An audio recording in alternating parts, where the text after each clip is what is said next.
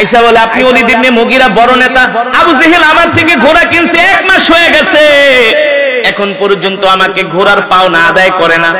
বলে বলো কি? ওলীদ ইবনে মুগীরা বলে শোনো, তুমি আমার কাছে ঘুরতে পারো, আবু লাহাবের কাছে যাইতে পারো, উতবা সাইবার কাছে যাইতে পারো, কোনো লাভ হবে না। তোমার টাকা আবু জেহেল যে ছেসরা ওর থেকে কেউ টাকা উদ্ধার করে দিতে পারবো না, তবে একজন মানুষ আছে সে পারবে। আল্লাহু আকবার। বলে কোন মানুষ? বলে ওই যে দেখো মসজিদের কোনায় বসা জিকির করতেছে, কোরআন পড়তেছে, তার কাছে যাও। আল্লাহু আকবার। বলে তার নাম কি? বলে তার নাম হলো মুহাম্মদ ইবনে আব্দুল্লাহ। সুবহানাল্লাহ। আল্লাহর নবী মসজিদে বাইতুল্লাহ কাবার চত্বরে ইবাদত করতেছে, ওই ঘোড়ার মালিক আল্লাহর নবীর কাছে যায় বলে ওগো মুহাম্মদ শুনেন, 1 মাস হয়ে গেছে আবু জেহেল আমার থেকে ঘোড়া কিনছে, বাকিতে এখনো টাকা দেয় না, আপনি আমার টাকাটা পাওনাটা আদায় করে দেন। আল্লাহর নবী চলো আমি তোমার পাওনা আদায় করে দিব।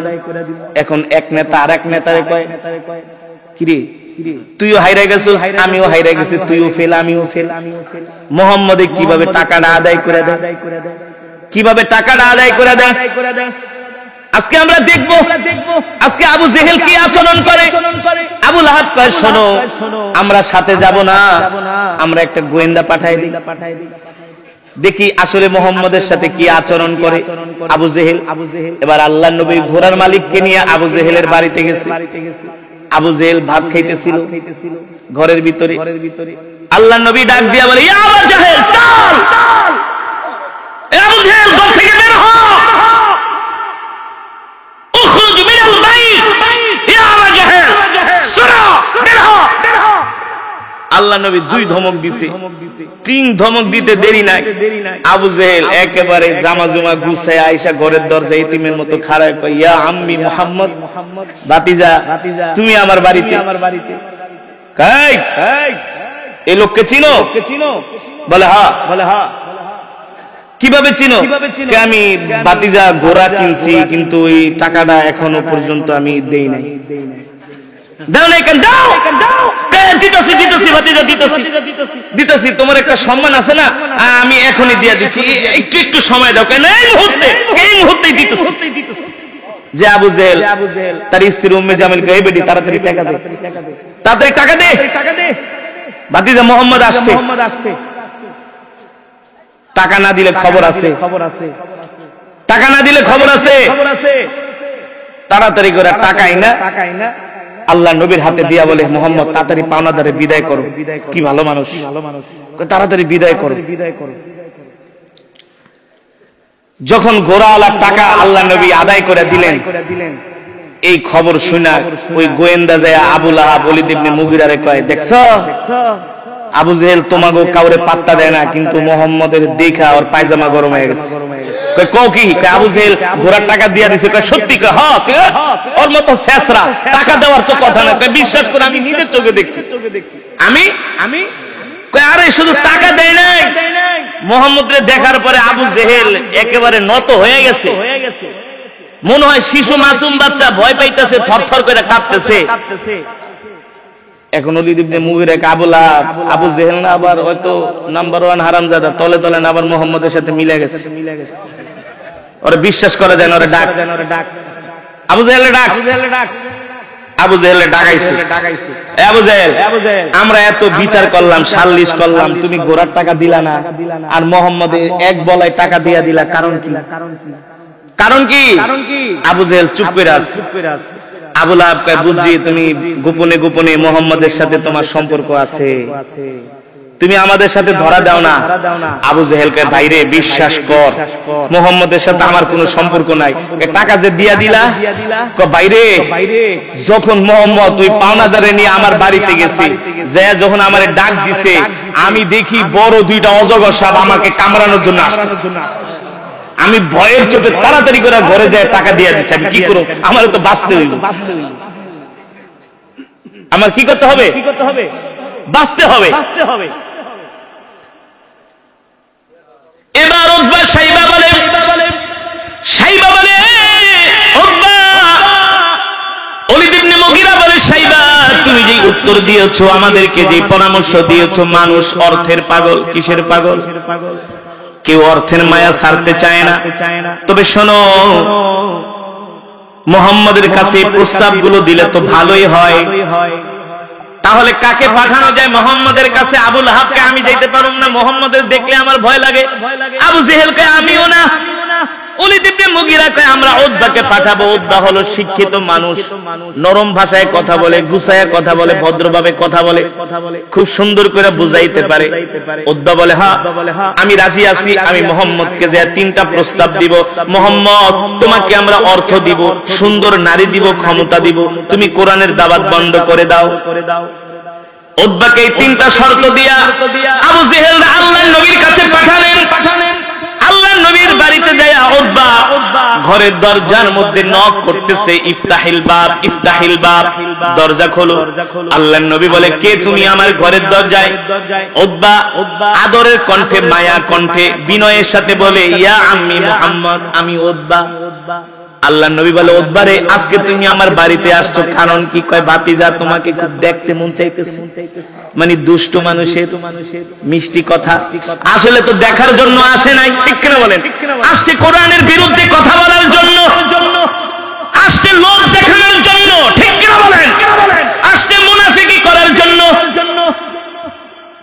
উতবা বলে মুহাম্মদ তোমাকে দেখার জন্য আসছি। আল্লাহর নবী ঘরের দরজা খুলে দিলেন। উতবা যায় নবীজির ঘরে বসলেন। উতবা যে নবীজির ঘরে বসলেন। এবার উতবা বলে মুহাম্মদ তুমি তো আমাদের ভাতিজা, তুমি তো আমাদের বংশের মানুষ, তুমি তো আমাদের দেশের মানুষ, তুমি তো আমাদের সমাজের মানুষ, আমরা তো তোমাকে ভালোবাসি, মহব্বত করি। মুহাম্মদ শোনো শোনো, তোমাদের সাথে আমার, তোমার সাথে আমাদের কেন বিরোধ থাকবে? এটা আমরাও চাই না। আমরা চাই তোমার সাথে সুন্দর একটা সুসম্পর্ক করতে। আল্লাহর নবী বলে আমিও তো চাই আপনাদের সাথে সুন্দর সুসম্পর্ক হোক। উতবা বলে ভাতিজা শোনো, মক্কার বড় বড় নেতারা তোমার বিরুদ্ধে লেগে গেছে, তোমার বিরুদ্ধে তারা কঠিন সিদ্ধান্ত নিবে। হয় তোমাকে মক্কা থেকে বের করে দিবে, নয়তো তোমাকে দুনিয়ার জমিন থেকে বিদায় করে দিবে। বলেন নাউজুবিল্লাহ। আল্লাহর নবী বলে উতবা শোনেন, এই সমস্ত ভয় ঠয় আমাকে দেখায়া লাভ নাই। উতবা বুঝা গেছে আল্লাহর নবীকে কোনো হুমকি দিয়া, ক্ষমতা প্রয়োগ করে আল্লাহর নবীর একটা পশমও ছিঁড়া যাবে না, ঠিক কিনা বলেন? এবার উতবা বলে আমি মুহাম্মদকে এবার নরম ভাষায় 3টা প্রস্তাব দিব। ভাতিজা শোনো, মানুষের জীবনের স্বপ্ন থাকে অর্থ কামাই করা। কি কামাই করা? তোমার যদি জীবনের স্বপ্ন হয় অর্থ কামাই করা, তাহলে আমরা মক্কার সব অর্থর মালিক তোমাকে বানায় দিব, তারপরেও তুমি কোরআনের দাওয়াত বন্ধ করে দাও। বলেন নাউজুবিল্লাহ। আরো জোরে বলেন নাউজুবিল্লাহ। এবার উতবা বলে মুহাম্মদ শোনো, তোমার স্বপ্ন যদি হয় সুন্দর নারীকে বিয়ে করা, মক্কার সব সুন্দর নারী তোমার ঘরের মধ্যে ঢুকায় দিব। বলেন নাউজুবিল্লাহ। তারপরেও তুমি কোরআনের দাওয়াত বন্ধ করে দাও। আল্লাহর নবী বলে উতবা এই সমস্ত লোভ দেখায়া আমার কোনো লাভ নাই, আমি কোরআনের দাওয়াত থেকে এক চুল পরিমাণ দূরে সরে যাব না। মুসলমান, আল্লাহর নবী যখন কোরআনের দাওয়াত দেওয়া শুরু করলেন, মক্কার যুবকেরা, যুবক তোমাদের মতো এমন টাগরা টাগরা যুবক যাদের বয়স 20 বছর 22 বছর, এমন যুবকেরা আল্লাহর নবীর কোরআন শোনার জন্য কাবার চত্বরে এসে তারা দল বেঁধে বেঁধে লুকিয়ে লুকিয়ে আল্লাহর নবীর কোরআন শোনে। সুবহানাল্লাহ বলেন।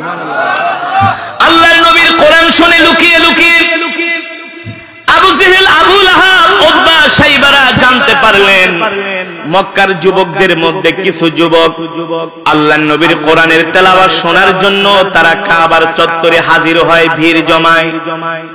মক্কার অনেক ভালো ভালো যুবকেরা আল্লাহর নবীর কোরআন শুনে নবীর হাতে হাত রেখে তারা কালেমা পড়ে মুসলমান হয়ে গেছে। এই খবর যখন আবু জেহেলের কানে পৌঁছালো, আবু লাহাবের কানে পৌঁছালো, ওলীদ ইবনে মুগীরার কানে পৌঁছালো, আবু জেহেল, আবু লাহাব, ওলীদ ইবনে মুগীরারা তারা এমন ভাবে নাখোশ হলেন, অসন্তুষ্ট হলেন। উতবা, সাইবারা ক্ষোভে রেগে ফেটে গেলেন, বলেন এ বলো কি? মুহাম্মাদের অনুসারী বেড়ে যাচ্ছে, মুহাম্মাদের দল ভারী হয়ে যাচ্ছে। এইভাবে যদি মুহাম্মাদের দল ভারী হতে থাকে তাহলে আর কিছুদিন পরে মক্কার জমিনে কোনো যুবক খুঁজে পাওয়া যাবে না, সব যুবক কালেমা পড়ে মুসলমান হয়ে যাবে। ঠিক কিনা বলেন? আল্লাহ আল্লাহর নবীর কোরআন শোনার জন্য মক্কার যুবকেরা পাগল হয়ে যায়, উন্মুখ হয়ে যায়। মক্কার কাফেরেরা কোন ষড়যন্ত্র চক্রান্ত করেও যুবকদেরকে কোরআন শোনা থেকে বিরত রাখতে পারে না। আল্লাহু আকবার। আবু জেহেল বড় বড় নেতাদের কাছে চিঠি লিখলো।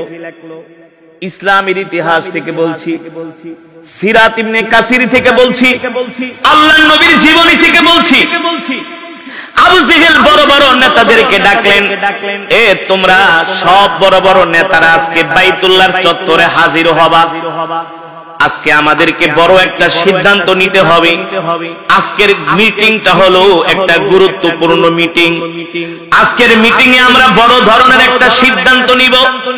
হয় মুহাম্মদকে মক্কা থেকে বের করে দিব, বলেন নাউজুবিল্লাহ, না হয় মুহাম্মদকে দুনিয়ার জমিন থেকে শেষ করে দিব, নাউজুবিল্লাহ। মক্কার কাফেরেরা জানে না আল্লাহর পয়গম্বর মুহাম্মদ সাল্লাল্লাহু আলাইহি সাল্লাম যেই কোরআনের দাওয়াত দেয়, এই কোরআন তো নবীর কোরআন না। এই কোরআন কার? আর জোরে বলুন কার? এই কোরআন কোন মানব রচিত কিতাব নয়। এই কোরআন কোন মানুষে লেখে নাই। এই কোরআন হলো আমার আল্লাহর জবানের কালাম। আল্লাহু আকবার। আল্লাহ তাআলা কোরআনুল কারীমের মধ্যে বলছেন, ইন্না নাহনু নাযালনা যিকরা ওয়া ইন্না লাহু লাহাফিযুন। ওগো নবী, আমি আল্লাহ আপনার উপর কোরআন নাযিল করেছি, আর এই কোরআন হেফাজত করার দায়িত্ব আমি আল্লাহ আমার নিজ হাতে গ্রহণ করেছি। মুসলমান, কোরআন হেফাজত করবেন কে? আর জোরে বলুন কে? আল্লাহ শুধু কোরআনই হেফাজত করবে না, যারা কোরআনের পক্ষে থাকবে আল্লাহ তাআলা তাদেরকেও হেফাজত করবে। আল্লাহু আকবার।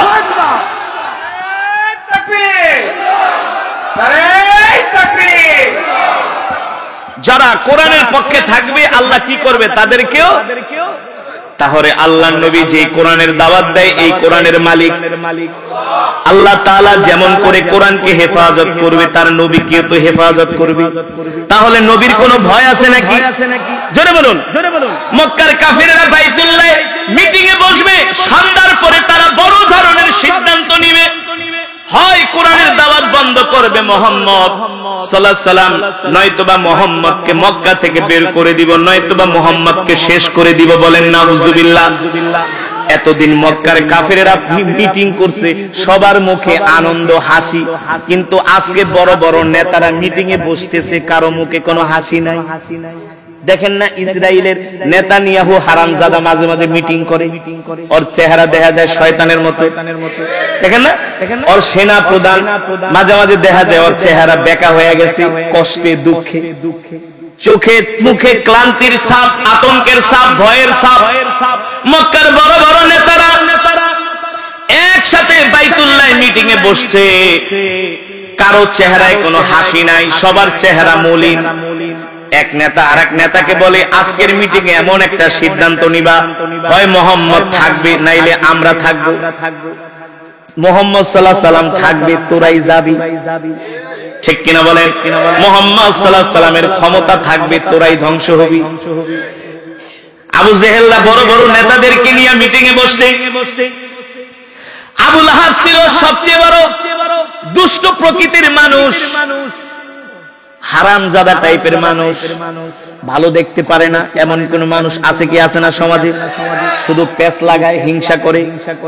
আবু লাহাব উঠা বলে, আবু জেহেল শোনো, সিদ্ধান্ত যা নিবা কঠোর সিদ্ধান্ত নিবা, কোন ঠান্ডা মাথায় সিদ্ধান্ত নিবা। মুহাম্মদকে আর এক চুল পরিমাণ ছাড় দেওয়া হবে না। ওলীদ ইবনে মুগীরা বলে, আবু জেহেল, আবু লাহাব, মাথা গরম করবা না, ঠান্ডা মাথায় সিদ্ধান্ত নিতে হবে। ঠান্ডা মাথায় সিদ্ধান্ত নিতে হবে। সাইবা বলে, আবু জেহেল শোনো, আমার একটা প্রস্তাব হলো, আমরা প্রথম মুহাম্মদের বিরুদ্ধে কোনো শক্তি প্রয়োগ করব না। কি প্রয়োগ করব না? শক্তি। আমরা মুহাম্মদের সাথে ব্রেন দিয়া খেলবো। ওলীদ ইবনে মুগীরাকে, সাইবা তুমি তো ভালো কথা বলছো, আগে আমরা মুহাম্মদের সাথে ব্রেন দিয়া খেলি, শক্তি প্রয়োগ করব না। ওলীদ ইবনে মুগীরা বলে, সাইবা তুমি বলো কি ব্রেন দিয়ে আমরা মুহাম্মদের সাথে খেলতে পারি? সাইবা বলে, শোনো আবু জেহেল, প্রত্যেকটা মানুষের একটা জীবনের স্বপ্ন থাকে অর্থ কামাই করা। কি কামাই করা? সবাই অর্থের কাছে দুর্বল, সবাই টাকার কাছে দুর্বল। কথা কয় না? 500 টাকার একটা ভান্ডিল দিলে বিচারের রায় পাল্টায়া যায়। কথা কয় না? 500 টাকার ভান্ডিল ছাড়লে মার্ডার কেসের মামলার আসামিও খালাস পাওয়া যায়। সবাই মালের পাগল, অর্থের পাগল। ঠিক কিনা বলেন? আবু জেহেল কয়, সাইবা তুমি তো সুন্দর একটা কথা বলছো। কয়, শোনো আবু জেহেল, আমরা প্রথম মোহাম্মদের উপরে শক্তি প্রয়োগ করব না, আমরা মোহাম্মদকে প্রথম অর্থের লোভ দেখাবো। আমরা বলবো, মোহাম্মদ তুমি যদি মক্কার যদি যত অর্থ চাও আমরা তোমাকে সব অর্থ তোমাকে মালিক বানায় দিব, তারপরেও তুমি কোরআনের দাওয়াত বন্ধ করো। আবু জেহেল বলে, সুন্দর একটা কথা বলছো, কারণ সব মানুষ অর্থের পাগল, কিন্তু ওই হারামজাদা কাফেররা জানে না আমার নবী অর্থের পাগল না, আমার নবী আল্লাহর পাগল। কথা বলেন? আমার নবী কোরআনের পাগল। ঠিক কিনা বলেন? সাইবা বলে, শোনো আবু জেহেল, আরেকটা বুদ্ধি আছে আমার কাছে। দুনিয়ার সব মানুষ শুধু ক্ষমতা চায়। কি চায়? ক্ষমতা চায়, সবাই ক্ষমতার পাগল। আমরা যদি মোহাম্মদকে প্রস্তাব দিই, মোহাম্মদ আমরা তোমাকে মক্কার নেতা বানায় দিব, তারপরে তুমি কোরআনের দাওয়াত বন্ধ করে দাও, আজ থেকে আমরা তোমাকে মক্কার বড় নেতা বানায় দিব, আমরা তোমার কথা মতো চলবো, তারপরেও তুমি কোরআনের দাওয়াত বন্ধ করে দাও। ওলীদ ইবনে মুগীরা বলে, সাইবা তুমি একটা সুন্দর প্রস্তাব দিয়েছো, মনে হয় যদি আমরা মোহাম্মদকে বড় নেতা বানায় দিই তাহলে মনে হয় মোহাম্মদ কোরআনের দাওয়াত বন্ধ করে দিবে। বলেন নাউজুবিল্লাহ। এটা হলো ওদের থিওরি, এটা হলো কাফেরদের থিওরি, দুনিয়াওয়ালাদের থিওরি। ঠিক কিনা বলেন? তাদের চিন্তা, তাদের চেতনা, তারা মনে করে অর্থ দিলে, ক্ষমতা দিলে ইসলাম থেকে, দ্বীন থেকে দূরে সরে যাবে। যারা মুমিন তারা অর্থের কাছে মাথা নত করে না, ক্ষমতার কাছে মাথা নত করে না। ঠিক কিনা বলেন? সাইবা বলে, শোনো, অর্থের পরে, ক্ষমতার পরে একটা যুবকের সবচেয়ে বড় স্বপ্ন হলো একটা সুন্দরী নারী। সব যুবকই চায় একটা সুন্দরী নারী।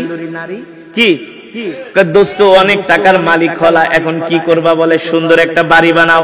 সুন্দর একটা বাড়ি বানানোর পরে কি করে? দোস্ত কি করবা? বলে, সুন্দর একটা বিয়ে করো।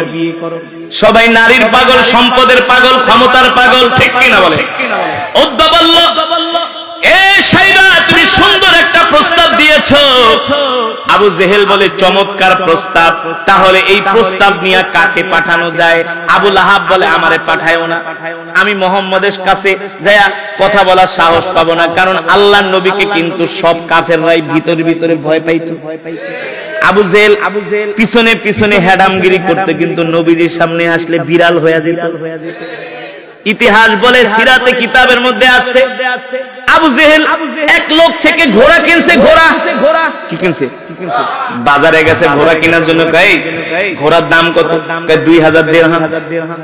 তুমি আমারে চিনো না, আমি মক্কার বড় নেতা, দাও তোমারে আমি 2500 দিরহাম দিই, ঘোড়া আমার কাছে দাও, কিন্তু টাকা যায়া বাড়ির থেকে নিয়ে আসবা। জমিদার মানুষ, টাকা পয়সা নিয়ে ঘুরি না, বাড়ির থেকে নিয়ে আসবা। আবু জেহেলের থেকে ওই ঘোড়া বিক্রি করছে 2500 দিরহামে, বলে বাড়িতে যায় টাকা নিয়ে আসবা। ঘোড়া নিয়ে চলে গেছে।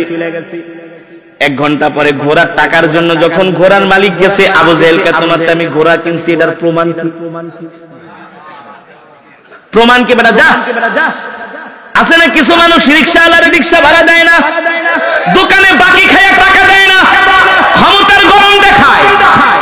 আছে কি? আছে। এগুলো হলো আবু জেহেলদের স্বভাব। ঠিক কিনা বলেন? ঘোড়া কিনছে, টাকা দেয় না, বলে আগামীকাল আস, আবার আগামীকাল কয়, বলে পরের দিন আয়। এমন করে ওর এক জোড়া জুতা ক্ষয় হয়ে গেছে। 1 মাস আবু জেহেলের পিছনে ঘুরছে, কিন্তু ঘোড়ার টাকা আদায় করতে পারে না। বেচারা আয়েশা বাইতুল্লাহ দেখে আবু লাহাব, উতবা, সাইবা, ওলীদ ইবনে বড় বড় নেতারা বসে রয়েছে। আয়েশা বলে, আপনি ওলীদ ইবনে মুগীরা বড় নেতা, আবু জেহেল আমার থেকে ঘোড়া কিনছে, 1 মাস হয়ে গেছে, এখন পর্যন্ত আমাকে ঘোড়ার পাওনা আদায় করে না। বলে, বলো কি?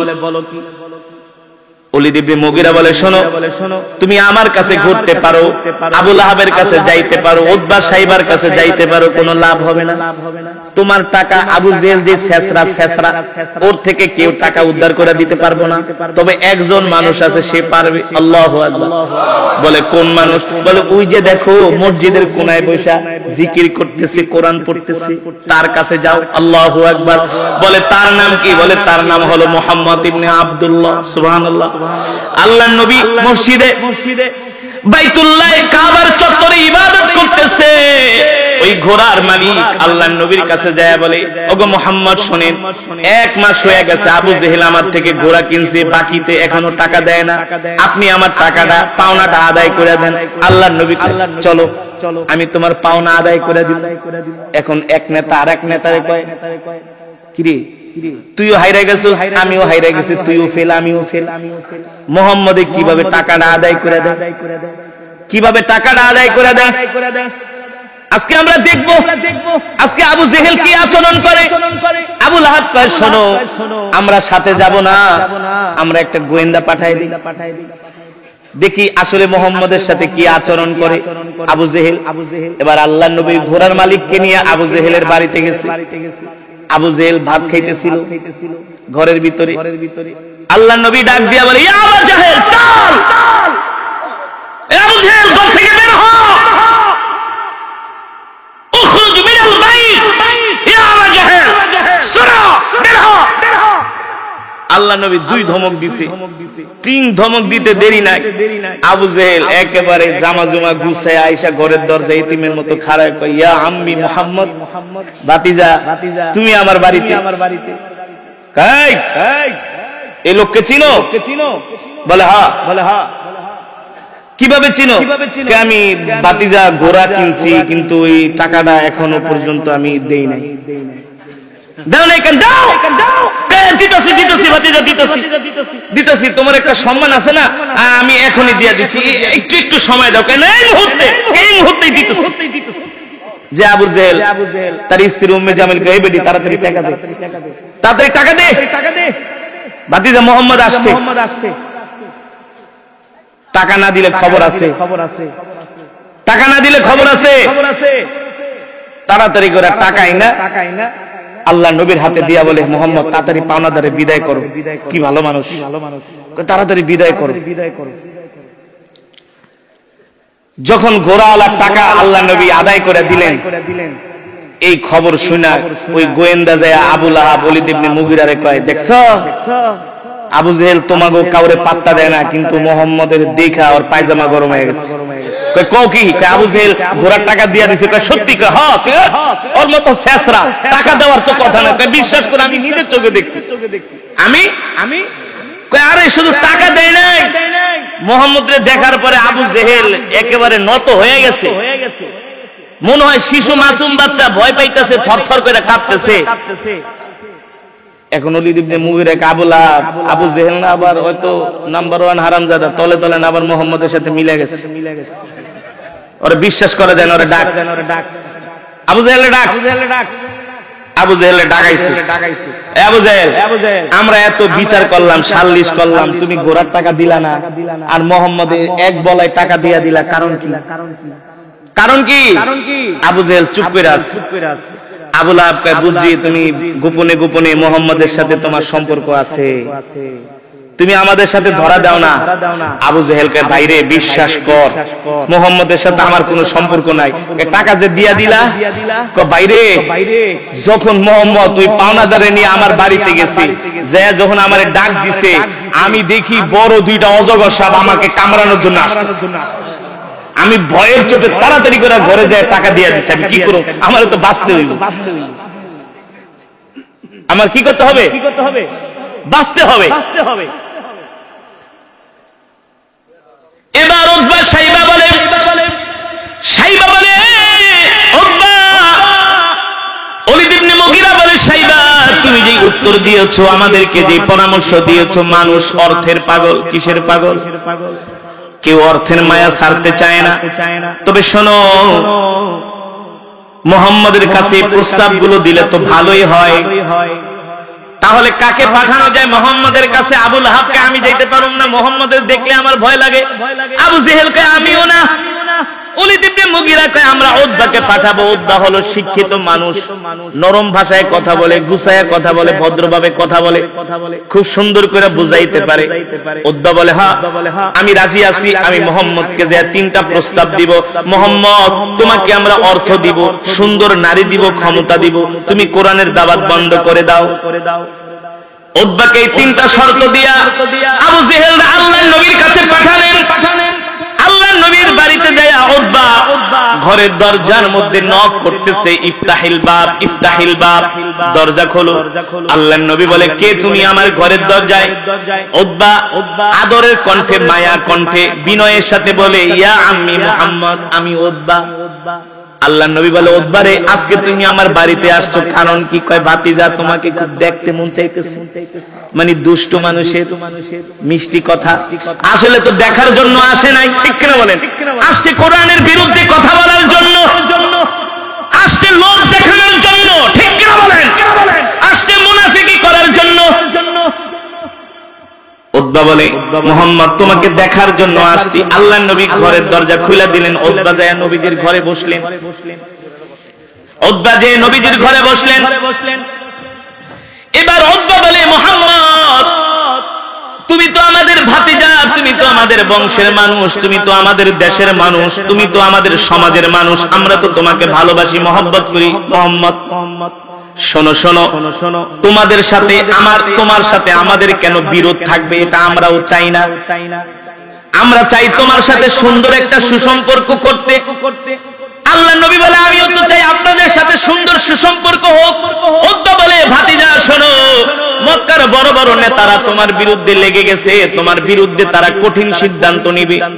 হয় তোমাকে মক্কা থেকে বের করে দিবে, নয়তো তোমাকে দুনিয়ার জমিন থেকে বিদায় করে দিবে। বলেন নাউজুবিল্লাহ। আল্লাহর নবী বলে উতবা শোনেন, এই সমস্ত ভয় ঠয় আমাকে দেখায়া লাভ নাই। উতবা বুঝা গেছে আল্লাহর নবীকে কোনো হুমকি দিয়া, ক্ষমতা প্রয়োগ করে আল্লাহর নবীর একটা পশমও ছিঁড়া যাবে না, ঠিক কিনা বলেন? এবার উতবা বলে আমি মুহাম্মদকে এবার নরম ভাষায় 3টা প্রস্তাব দিব। ভাতিজা শোনো, মানুষের জীবনের স্বপ্ন থাকে অর্থ কামাই করা। কি কামাই করা? তোমার যদি জীবনের স্বপ্ন হয় অর্থ কামাই করা, তাহলে আমরা মক্কার সব অর্থের মালিক তোমাকে বানায় দিব, তারপরেও তুমি কোরআনের দাওয়াত বন্ধ করে দাও। বলেন নাউজুবিল্লাহ। আরো জোরে বলেন নাউজুবিল্লাহ।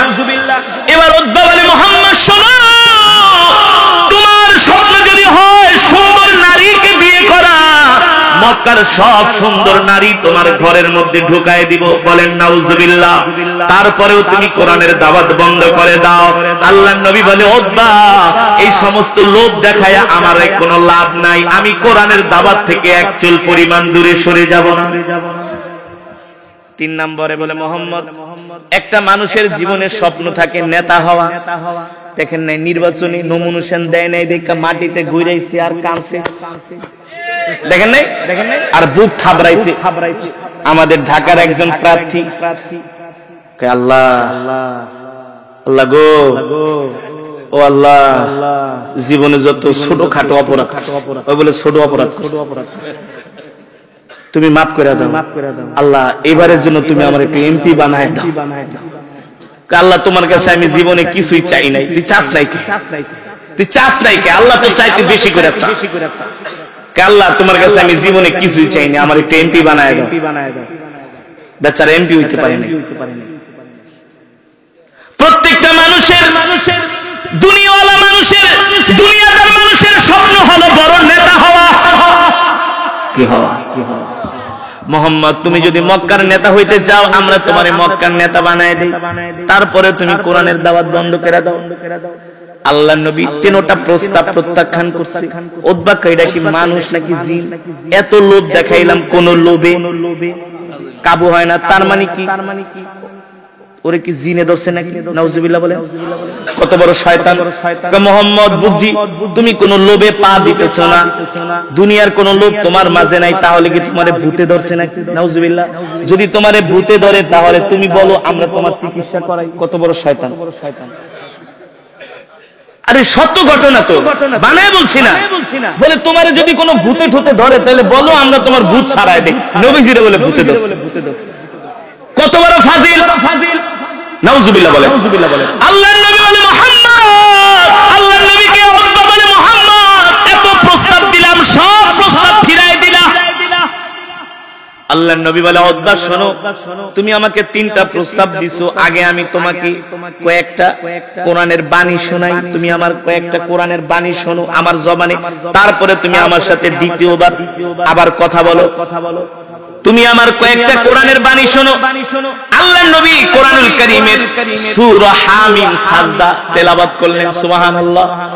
আলিফ লাম মিম তানজিলুল কিতাবি লা রাইবা ফীহি মির রাব্বিল আলামিন আম ইয়াকুলুনা ইফতারা বাল হুয়াল হাক্কু মির রাব্বিকা লিতুনদিরা কওমান মা আতাহুম মিন নাযীরিন মিন ক্বাবলিকা লাআল্লাহুম ইয়াহতাদুন। সুবহানাল্লাহ। আর জোরে বলুন সুবহানাল্লাহ। আল্লাহ তাআলা কোরআনুল কারীমের এই সূরার মধ্যে বলতেছে, ওগো আল্লাহর নবী, আমার মুহাম্মদ, আমার হাবিব, আমার পয়গম্বর, মক্কার কাফেরেরা আমি আপনার উপর যে কোরআন নাজিল করেছি, মক্কার কাফেরেরা এই কোরআন শুনতে চায় না, মানতে চায় না। তারা বলে আপনি নাকি বানায়া বানায়া কবিতা বলে কোরআন বলে চালায় দেন। আসলে আপনি যেটা তেলাওয়াত করেন এটা কোনো কবির কাব্য নয়, এটা হলো আল্লাহর কোরআন। সুবহানাল্লাহ।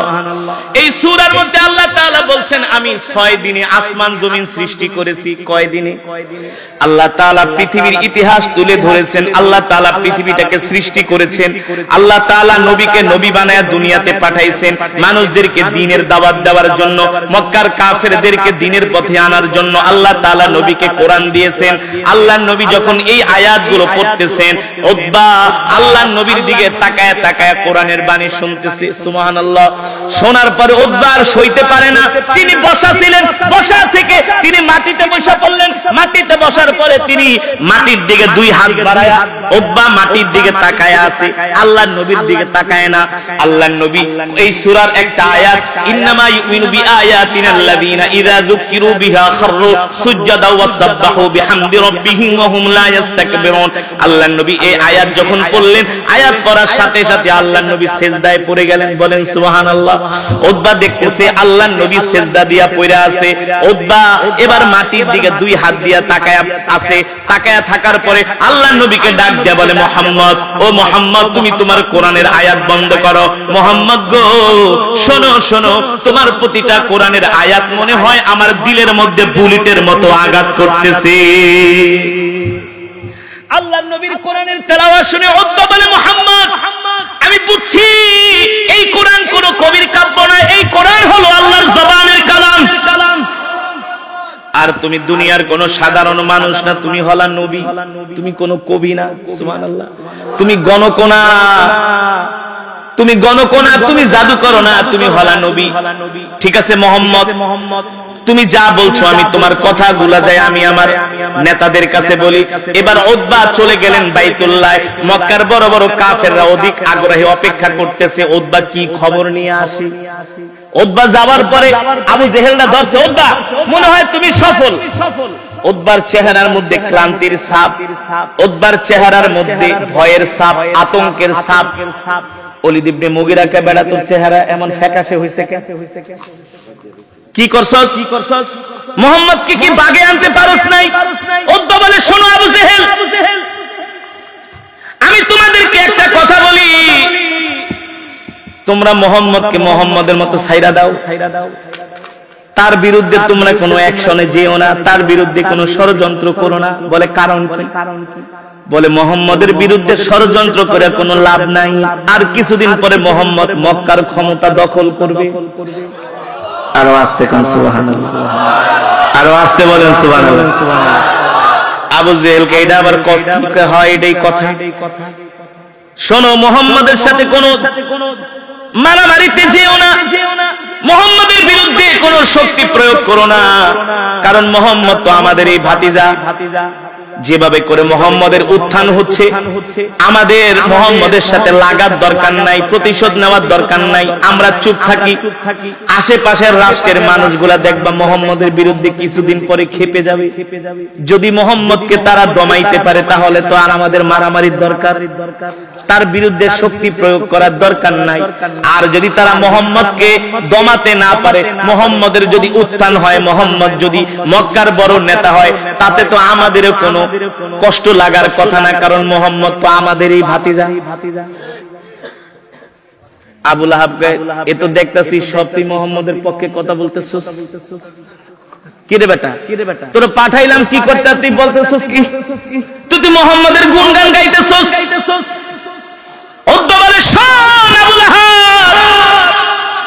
আমি যা বলছি তাই সত্য। তোমরা মুহাম্মদের বিরুদ্ধে যতই ষড়যন্ত্র করো, চক্রান্ত করো, মুহাম্মদকে পরাজিত করতে পারবে না। মুহাম্মদ কোন কবি না, মুহাম্মদ হলো আল্লাহর নবী।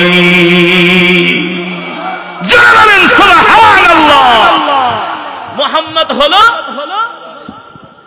আল্লাহর নবী। তুই জানোস কেমনে? বেটা আমি সরাসরি মুহাম্মদের জবানে একটু আগে কোরআন শুনেছি। আমি যা শুনছি প্রতিটা কোরআনের আয়াত বুলেটের মতো আমার হৃদয়ে বিদ্ধ হচ্ছে। আমি আর সইতে পারি না, আমি আর সইতে পারি না। যা যা বলছে সব দেখি মিলা যাইতাছে, কিন্তু সামনে তো আর স্বীকার করতে পারি না, তাহলে তো মান সম্মান থাকে না। এখনো সময় আছে, মুহাম্মদের হাতে হাত রেখা সব কালেমা পড়ে মুসলমান হয়ে যাও। জোরে বলেন সুবহানাল্লাহ, আরো জোরে বলেন সুবহানাল্লাহ। মুসলমান মক্কার কাফেরেরা কোন ষড়যন্ত্র করে কোরআনের দাওয়াতকে বন্ধ করতে পেরেছে? আল্লাহর নবীর মিশনকে বন্ধ করতে পেরেছে? মক্কার কাফের আবু জেহেল, আবু লাহাব, উতবা, শাইবারা পারে নাই। বর্তমানে America, Israel, Bharat, Japan, German, Russia, চীন, ফ্রান্স যারা ইসলামের বিরুদ্ধে বিরুদ্ধাচরণ করবে তারাও টিকতে পারবে না।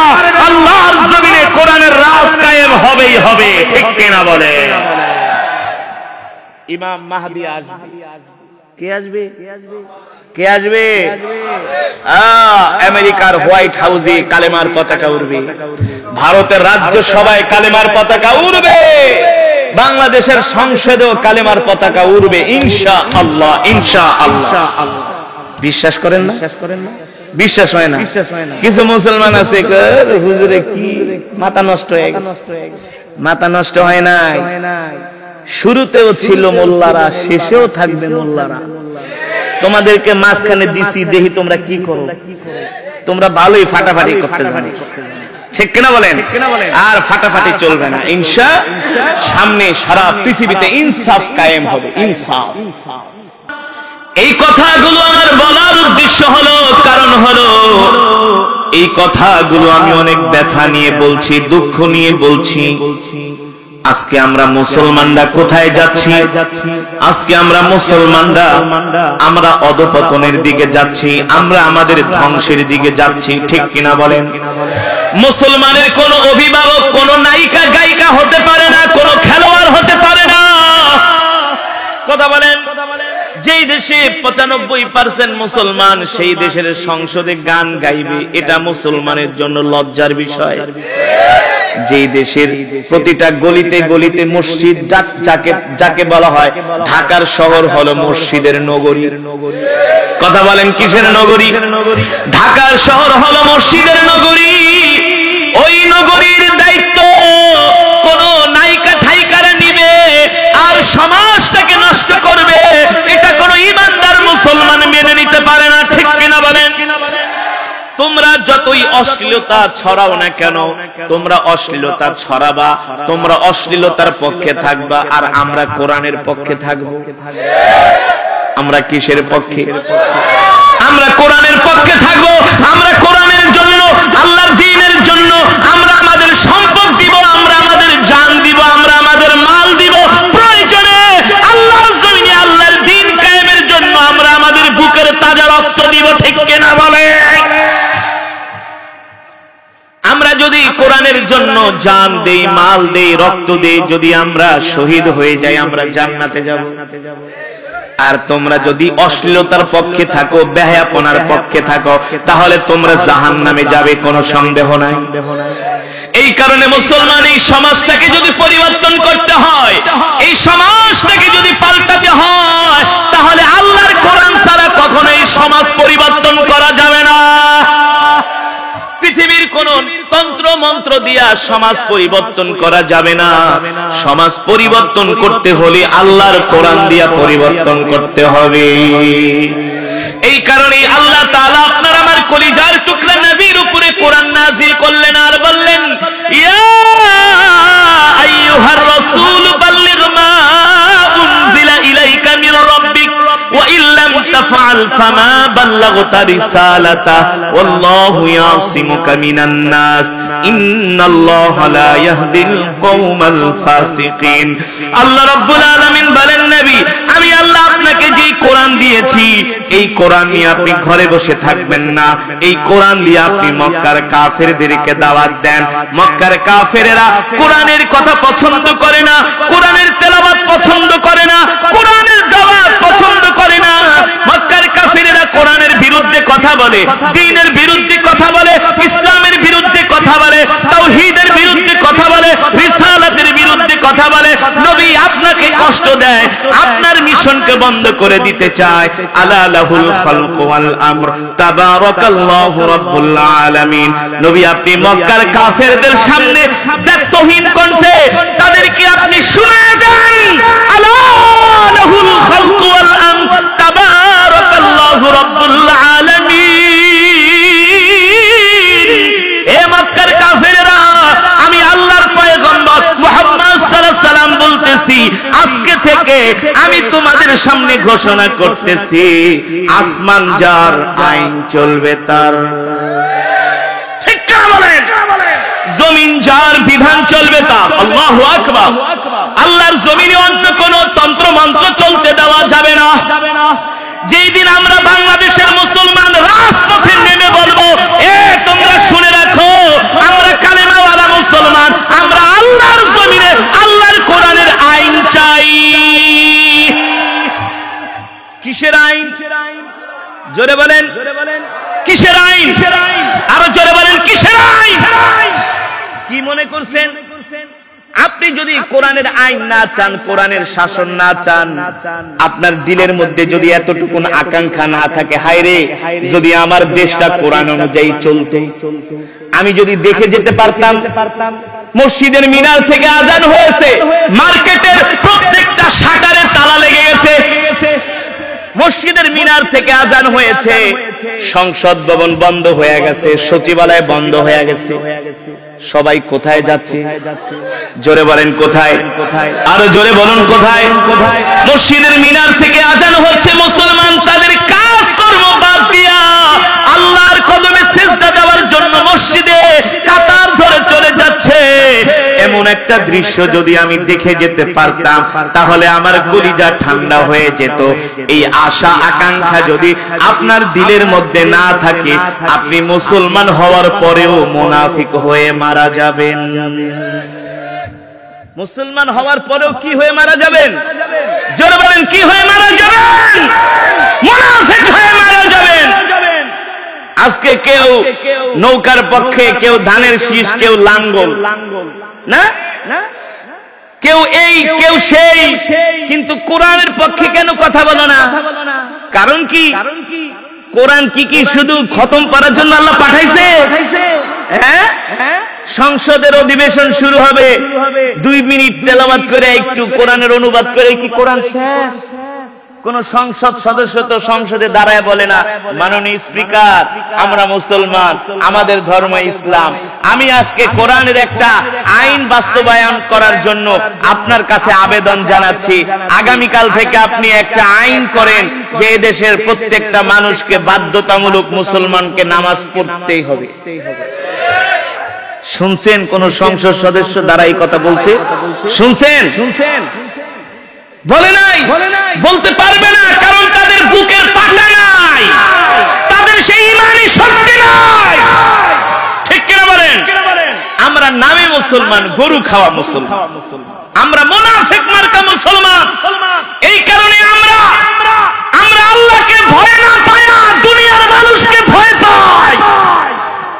রাসূলের সাহাবীরা ছিলেন ঈমানওয়ালা মুসলমান, তারা আল্লাহ তাআলাকে ভয় পাইতেন। ঠিক কিনা বলেন? তারা আবু জেহেল, আবু লাহাব, কাফের বেঈমানকে তারা ভয় পেতেন না। ভয় পাইতেন আল্লাহর নবী মক্কার জমিনে কোরআনের আইন বাস্তবায়ন করার জন্য, কোরআনকে প্রতিষ্ঠা করার জন্য আল্লাহর নবী রাতকে রাত দিনকে দিন না ঘুমায়া না খেয়ে আল্লাহর নবী মক্কার ধারে ধারে ঘরে ঘরে কোরআনের দাওয়াত দেওয়ার জন্য বের হয়ে গেছে। সুবহানাল্লাহ বলেন। আপনারা আজ পর্যন্ত দেখছেন আপনাদের এলাকার যুবকরা আপনার ঘরে যায় কইছে চাচা আসেন আজকে মসজিদে, বলছে বলছে বলছে কিন্তু এক বন্ধু আরেক বন্ধুকে ঠিকই ফোন করে, দোস্ত আয় গাঁজা খাওয়ার লেগে চকের মাঠে। কথা কয় না? কথা কয় না? দোস্ত আয় সিগারেটের প্যাকেট নিয়ে বসে আছি। ঠিক করে বলেন? ডাক দেয় দোস্ত আজকে কিন্তু ফুটবল খেলা আছে।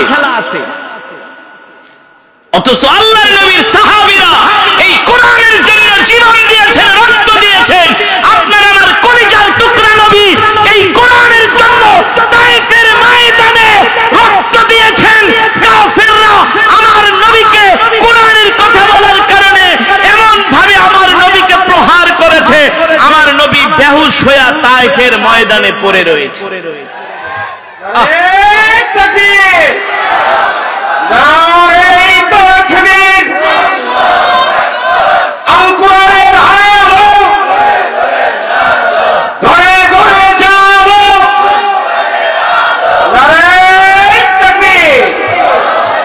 বয়ান কি চলবে? কতক্ষণ? কতক্ষণ? আর অল্প সময় বয়ান হবে ইনশাআল্লাহ। রাজি আছেন? মোহব্বতের সাথে বয়ান শুনতে হবে, আজমতের সাথে শুনতে হবে। এই যে ওঠাউটি করতেছেন, সূরা ফাতিহা জিগাইলে দিতে পারবেন না মিয়া? হ্যাঁ, সূরা ফাতিহা জিগাইলে দিয়ে আপনার পেন নষ্ট হয়ে যাবে। তাহলে আপনি কি আমার চেয়ে বেশি পারেন? কথা বলেন না? কথা বলেন না? আমার চেয়ে কি আপনার বেশি এলেম? বাংলা সিনেমা দেখার সময় আর ধৈর্য হারা হয় না। 3 ঘন্টা বসে বসে দেখে আর এক প্যাকেট বিড়ি টাইনা শেষ করে ফেলে। আর ওয়াজ মাহফিলে আসলে, মসজিদে আসলে প্রেসার উঠা যায়। আছে কি আছে না? এগুলা শয়তানে ডাকতেছে, কয় আয় আয় দুইটা বিড়ি টান দিয়া যা। ঠিক কিনা বলেন? এতক্ষণ যে কোরআন তেলাওয়াত শুনছো, যে বয়ান শুনছো, আর ওয়াজ শোনার দরকার নেই। এখন আইসা দুইটা বিড়ি টান মারো। বিড়ি টান মাইরা তারপর আবার ওয়াজে যাইবা, বিড়ি একটা খাওয়ায়া আর একটা ধরা একটা ডাইরেক্ট বাড়িতে জাগা। ওয়াজ শোনার দরকার নেই। আমরা শয়তানের ফাঁদে পাড়া দিব না। ঠিক কিনা বলেন? রাজি আছেন ইনশাআল্লাহ? আমরা আল্লাহর কোরআনকে ভালোবাসি, আল্লাহর দ্বীনকে ভালোবাসি। আল্লাহ তাআলা আমাদের কবুল করুন, বলি আমিন। এই মাহফিলে যত আল্লাহর বান্দারা এসেছেন, তত খতমে কোরআনের সওয়াব হয়েছে। খুশি নাকি বেজার? যেই মাজমার মধ্যে এতগুলো খতমে কোরআনের সওয়াব হয়, ওই মাজমার মধ্যে দোয়া করলে আল্লাহ তাআলা সেই দোয়া ফিরিয়ে দিতে পারে না। পারে না। ঠিক কিনা বলেন? এই মাজমার মধ্যে এমন কে আছেন যাদের মা নাই, বাবা নাই? একটু হাত উঠান তো দেখি কতজন আছেন এতিম। বুঝেন নাই? বুঝেন নাই? যাদের মা নাই, বাবা নাই, এতিম। আপনাদের মা বাবা নাই, তাই তো? হাত নামান, হাত নামান। আজকের এই মাজমা থেকে যদি মা বাবার জন্য দোয়া করা হয়, ইনশাআল্লাহ বুকে হাত দিয়ে বলতে পারি আল্লাহ তাআলা এই দোয়া ফিরিয়ে দিতে পারে না। আপনাদের দিল কি বলে? আল্লাহ ফিরিয়ে দিবে? প্রশ্নে আসুন, কারণ আল্লাহ রহমান। আল্লাহ তাআলা কি? জোরে বলুন, জোরে বলুন। রহমান। আল্লাহ তাআলা রহিম। তাহলে আমি চাই আমরা এক একজন এক এক খতম করে কোরআনুল কারীমের সওয়াব পেয়েছি। মাজমার শেষে আমরা আমাদের মা বাবাদের জন্য দোয়া করব। রাজি আছেন? আমরা ফিলিস্তিনি মুসলমানদের জন্য দোয়া করব। মুসলমান যুবক, এই মাহফিল আগামীকাল আর থাকবে না। থাকবে? চায়ের দোকান ঠিকই থাকবে, বাংলা সিনেমা ঠিকই দেখতে পারবা, কোরআনের মাজমা পাবা না। পাবা না। এটাকে গনিমত মনে করতে হবে। ঠিক কিনা বলেন? ইবলিস শয়তান ধোঁকা দেয়, কোরআনের মাহফিলে যাবি না, রাস্তায় বসে বসে বিড়ি টান। কথা বলে, বলে কি বলে না? কিছু বাদাইম্মা আছে মাহফিলে আসে না, দুই প্যান্টের পকেটে হাত দিয়ে রাস্তা দিয়ে শুধু শুধু ঘুরে। এমন বাদাইম্মা আছে কি আছে না? যে দেখেন বিড়ি টানতেছে, আড্ডা মারতেছে, ফেসবুক চালাইতেছে। আল্লাহর কসম করে বলি, যেই মাজমার মধ্যে কোরআনের তেলাওয়াত হয়, কোরআনের বয়ান হয়, প্রত্যেকটা মুসলমানের ঈমানি দায়িত্ব, হক, কর্তব্য হলো কোরআনের মাজমায় চলে আসা। ঠিক না? যুবক, তুমি মুসলমান, একটা কথা মনে রাখবা, তুমি যেই দলের কর্মী হতে পারো, যেই নেতার কর্মী হতে পারো, কিন্তু তোমাকে মনে রাখতে হবে তুমি আগে মুসলমান। তোমার নেতা তোমাকে জাহান্নামের আগুন থেকে বাঁচাতে পারবে না, তোমার মা তোমাকে জাহান্নামের আগুন থেকে বাঁচাতে পারবে না, তোমার বাবা তোমাকে জাহান্নামের আগুন থেকে বাঁচাতে পারবে না, তোমার নেত্রী নেতাও তোমাকে জাহান্নাম থেকে বাঁচাতে পারবে না। হাসরের ময়দানে আল্লাহ তাআলার দরবারে জাররায় জাররায় হিসাব দিবে। আল্লাহ ছাড়বে? আমি যে কোরআন থেকে তেলাওয়াত করেছি, আমাদের প্রতি আল্লাহ তাআলার কোরআনের হক আছে। কি আছে? জোরে বলুন, কি আছে? আরে আওয়াজ দিয়ে কথা বলতে হবে। রাজি আছেন ইনশাআল্লাহ? এমন ভাবে আওয়াজ দিবেন আশেপাশের মানুষগুলো যাতে বুঝে এখানে কিছু মুমিনরা বসে আছে। মুমিন, আপনাদের ঈমানের পাওয়ার আছে, যাতে তারা বুঝতে পারে। ঠিক কিনা বলেন? কারণ আমাদের শুধু কোরআনের মাহফিলে আসলে চলবে না, আমাদেরকে জিহাদের ময়দানেও যেতে হবে ইনশাআল্লাহ। সন্তানের প্রতি বাবার যেমন হক আছে, বাবার প্রতি সন্তানের যেমন হক আছে, আমাদের প্রতিও আল্লাহ তাআলার কোরআনের হক আছে। হক কি আছে? জোরে বলুন, কি আছে? এ যুবক শুনে রাখো, বন্ধু শুনে রাখো, আমাদের প্রতি কোরআনের হক আছে। হক আল্লাহ তাআলা শুধু নবীর উপরে এই কারণে কোরআন নাজিল করেন নাই যে নবী একাই কোরআন তেলাওয়াত করে, এই কারণে নাজিল করেছে না।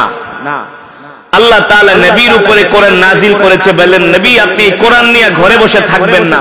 এই কোরআন ঘরে বসে রাখার কিতাব নয়, এই কোরআন শুধু মসজিদ মাদ্রাসার মধ্যে সীমাবদ্ধ রাখার কিতাব নয়, এই কোরআন শুধু খতম করার কিতাব নয়। ঠিক কিনা বলেন?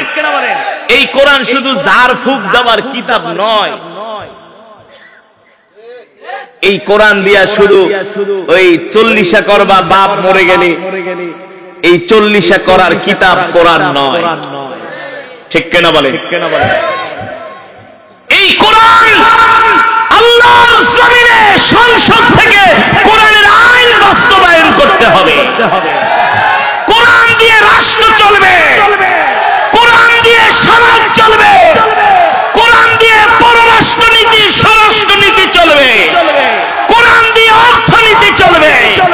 কোন ইহুদি খ্রিস্টানদের আইনে কখনো মুসলমান চলতে পারে না। পারে? ব্রিটিশদের আইনে আমাদের দেশ চলে, ব্রিটিশদের আইনে। কাদের আইনে? ব্রিটিশদের আইনে আমাদের এখনো রাষ্ট্র চলে, আমাদের আদালত চলে ব্রিটিশদের আইনে। ওই যে লাল কুকুরের বাচ্চারা, সেই 100 বছর আগে আইন করে গেছে, এখনো আমরা মেরুদণ্ডহীন জাতি, গরু খাওয়া মুসলমানরা তাদের আইন দিয়ে আমাদের রাষ্ট্র চালায়। এটা আমাদের জন্য লজ্জার বিষয়, আমাদের জন্য ব্যর্থতার পরিচয় দিয়েছি আমরা। ঠিক কিনা বলেন? আমরা মুসলমান, আমাদের ধর্ম মুসলমান চলবে কোরআনের আইনে। কিসের আইনে? এখন কোরআনের আইন তো দূরের কথা, আমরা তো কোরআনই পড়ি না। সমাজের 100-র মধ্যে 95% মুসলমান কোরআন পড়তে পারে না। কি ভেবেছো আল্লাহ ছেড়ে দিবে? পিটায়া হাড্ডি ছুটায়া ফেলাইবে, একেবারে হাড্ডি ছুটিয়ে ফেলবে। হাসো না, কোনো কিছু অনুধাবন করো না, বুঝো না, আল্লাহ ছাড়বে? এত সোজা না। তুমি ডাক্তার হয়েছো, ইঞ্জিনিয়ার হয়েছো, পাইলট হয়েছো, ডিআইপি হয়েছো, সিআইপি হয়েছো, অনেক বড় নেতা হয়েছো, এমপি হয়েছো, মন্ত্রী হয়েছো, আউযুবিল্লাহ বিসমিল্লাহ বলতে গেলে আউযুবিল্লাহি মিনাশ শাইতানির রাজিম। আরেক পাঠা আছে মাগুরার, ওই যে সাকিব আল হাসান,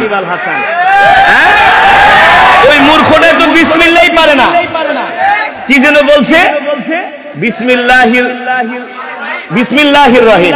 কি বলছে? কি বলছে? কি বলছে? বিসমিল্লাহির রহিম।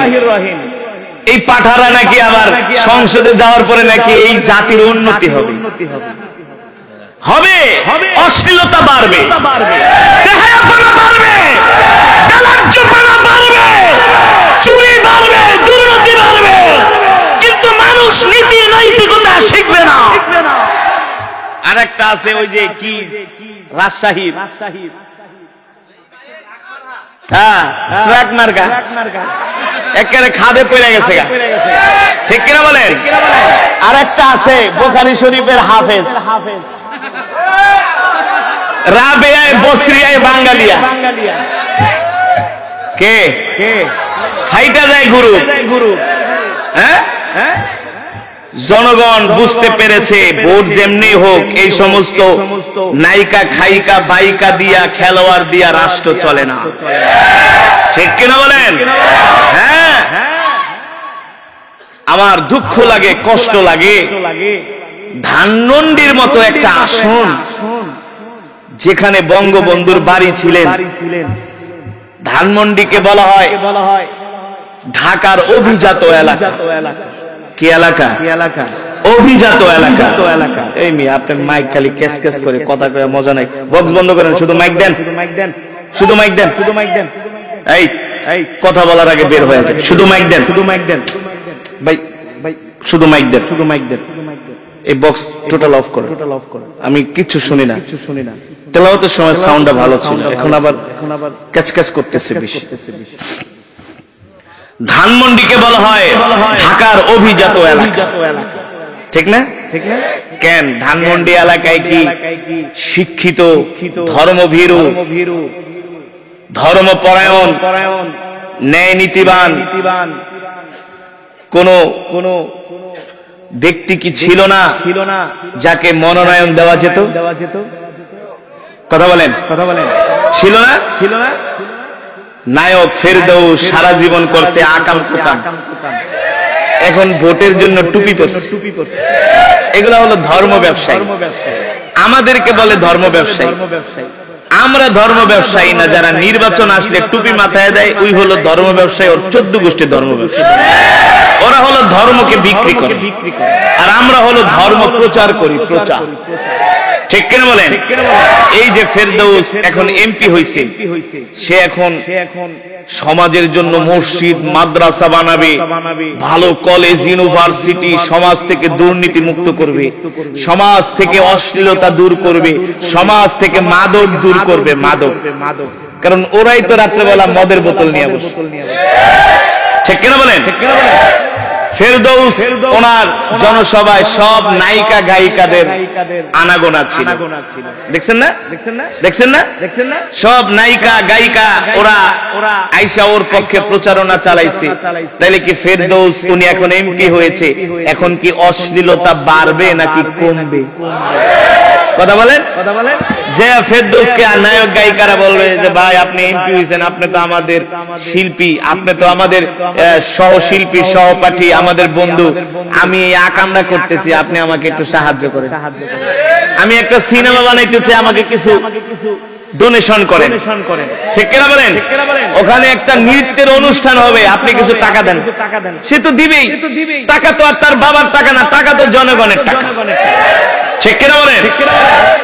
তাহলে মুসলমান, এই কথাগুলো আমার বলার উদ্দেশ্য হলো, কারণ হলো এই কথাগুলো আমি অনেক ব্যথা নিয়ে বলছি, দুঃখ নিয়ে বলছি।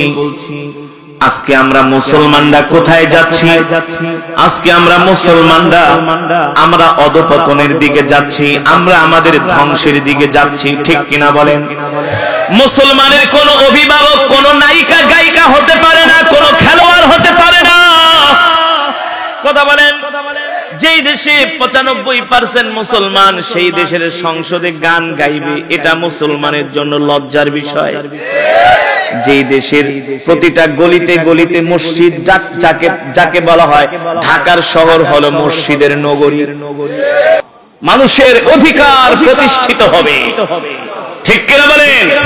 আবার আবার 1450 বছর আগের মতো এক ঘাটে বাঘ আর বকরি পানি খাবে, কেউ কারো প্রতি বিন্দু মাত্র জুলুম করবে না। সেই সময় আসতেছে ইনশাআল্লাহ আমাদেরও সেই কোরআনের পক্ষে থাকতে হবে। রাজি আছেন ইনশাআল্লাহ?